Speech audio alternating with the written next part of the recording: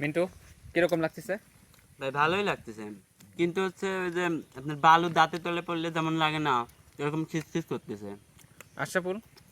খুব ভালো লাগছে ভাই, একটু খিসখিস করছে, সমস্যা নাই, খুব স্বাদ, এটা ব্যাপার না। তাই? খাও না কে খাও।